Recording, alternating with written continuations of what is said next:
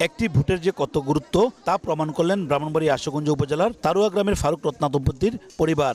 সকালে সদ্য ভূমিষ্ঠ নবজাতককে নিয়ে ভোট দিতে আসেন পরিবারের 4 সদস্য।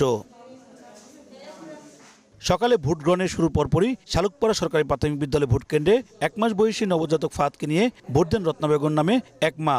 এ সময় 5 বছর বয়সী ফাহিমও তার সঙ্গে ছিলেন।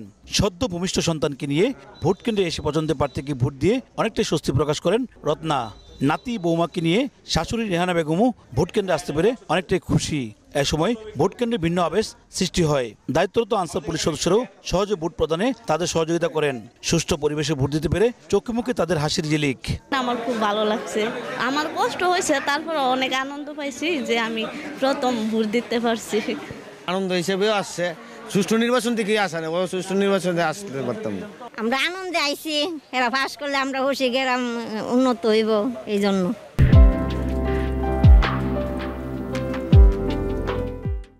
ভোটের প্রতি আগ্রহ দেখে সাধুবাদ জানালো আইনশৃঙ্খলা বাহিনীও। ছোট বাচ্চা সহকারে যে 1 মাস বয়সে বাচ্চা নিয়ে আসছে, এটা তারা আমরা অনেক গুরুত্ব সহকারে দেখি, যেটা আসলে দেশের জন্য রাষ্ট্রের জন্য ভালো।